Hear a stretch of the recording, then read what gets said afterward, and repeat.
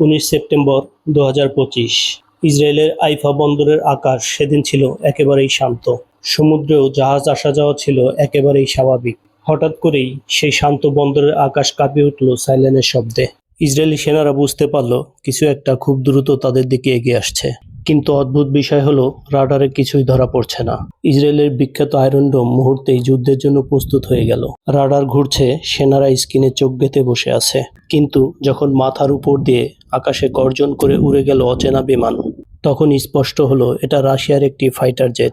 একই প্রশ্ন তখন সবার মাথায়, রাশিয়া কেন ইসরায়েলের আকাশে? এর আগেই একটা ঘটনা ঘটে গেছে।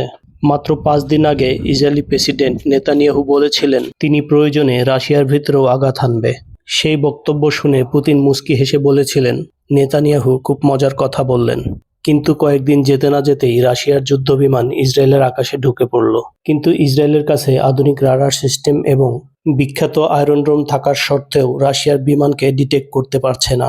ইসরায়েলি বাহিনীর চোখ তখন রাডার স্ক্রিনে। বিমানটি একবার রাডারে দেখা যাচ্ছে, আবার ভ্যানিশ হয়ে যাচ্ছে। এমনটা হবার কথা ছিল না, কারণ ইসরায়েলের বিখ্যাত আয়রন ডোম একই সাথে 200টারও বেশি টার্গেটকে লক করে আক্রমণ করতে পারে। শুধু তাই নয়, এর সাথে থাকা রাডার সিস্টেম 400 কিলোমিটারের মধ্যে থাকা যে কোনো টার্গেট শনাক্ত করতে পারে। এদিকে রাশিয়ার ফাইটার জেট তখন ইসরায়েলের বন্দর সীমায়। এই ফাইটার জেট স্টেট প্রযুক্তি সম্পন্ন। এটা আমেরিকার উন্নত একিউ রাডার সিস্টেমকেও ফাঁকি দিতে পারে।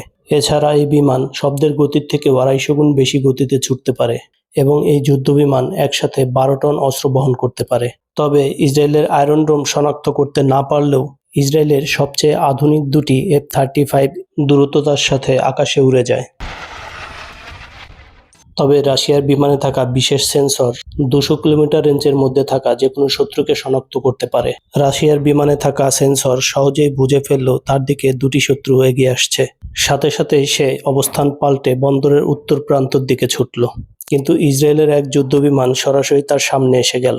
রাশিয়ান পাইলট জানতো তার মিশন শেষ এবং সে দেখতে পায় তাকে ইসরায়েলি ফাইটার জেট লক করার চেষ্টা করছে।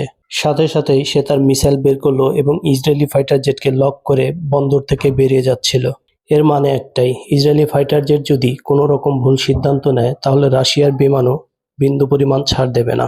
কিন্তু সমস্যা হলো, রাশিয়ার ফাইটার মিসাইল বের করার কারণে রাডার তাকে খুব ভালোভাবেই শনাক্ত করতে পারছিল। সাথে সাথেই আয়রন ডোম থেকে দুটি মিসাইল ছুটে গেল রাশিয়ার বিমানের দিকে। রাশিয়ার ফাইটার জেটের পাইলট জানে সে বন্দর সীমানার বাইরে চলে গেলে ইসরায়েলি ফাইটার জেট কিছুই করতে পারবে না। কিন্তু সমস্যা হলো, আয়রন ডোম থেকে ছুটে আসা মিসাইল দুটি হলো বিশ্বের সবথেকে আধুনিক মিসাইলের একটি। এই মিসাইলে থাকা বিশেষ সেন্সর শত্রুকে ট্র্যাক করতে করতে ধাওয়া করতে থাকে। তবে রাশিয়ান পাইলট জানে সে মিসাইলের ট্র্যাক থেকে বের না হতে পারলে সে কোনোভাবেই যেতে পারবে না।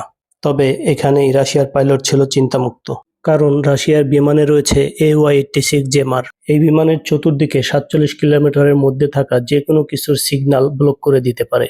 তবে 47 কিলোমিটার খুবই কাছাকাছি একটা রেঞ্জ। যদি কোনো মিসাইল এই সার্কেল এরিয়া ভেদ করে ঢুকে পড়ে তাহলে আর কিছুই করার থাকবে না। তাই রাশিয়ান পাইলট সোজা উপরের দিকে 1000 মিটার উঠে গেলেন। তবে মিসাইলগুলো তার পিছনও এখনো ছাড়েনি। কিন্তু কিছুক্ষণ পর রাশিয়ান বিমান যখন আরো 3000 ফিট নিচে নেমে এলো, তখন মিসাইলগুলো আর তাকে ট্র্যাক করতে পারলো না। তবে এই ঘটনা আন্তর্জাতিক রাজনৈতিক মহলে বেশ আলোচনার সৃষ্টি করেছে। অনেক বিশ্লেষকরা মন্তব্য করেছেন রাশিয়া এমনটি করার কারণ হলো ক্ষমতার প্রদর্শন। আবার অনেকে বলছে রাশিয়া হয়তো কিছু গুরুত্বপূর্ণ তথ্য কালেকশনের জন্যই এমন কাজ করেছে। এই ঘটনার পর ইসরায়েল থেকে কোনো প্রকার বিবৃতি এখনো আসেনি। তার বিশেষ কারণ হিসেবে ধারণা করা যায় ইসরায়েল বরাবরই তাদের ব্যর্থতার গল্প আড়ালে রাখার চেষ্টা করে। তবে বিশ্লেষকরা বলছে যদি এমনটাই চলতে থাকে তবে দুই দেশের মধ্যে সম্পর্কের আরও অবনতি হতে পারে। প্রিয় বন্ধুরা, ভিডিওটি যদি ভালো লেগে থাকে তাহলে অবশ্যই একটি লাইক করে দিবেন। প্রতিনিয়ত সকল ধরনের নিউজ আপডেট সবার আগে জানতে আমাদের বাংলা বার্তা চ্যানেলটি সাবস্ক্রাইব করুন, ফলো করুন আমাদের ফেসবুক পেজ।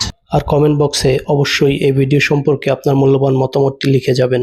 এতে আমরা আরও নতুন নতুন তথ্যপূর্ণ ভিডিও আপনাদের সামনে উপস্থাপন করতে উৎসাহ পাই।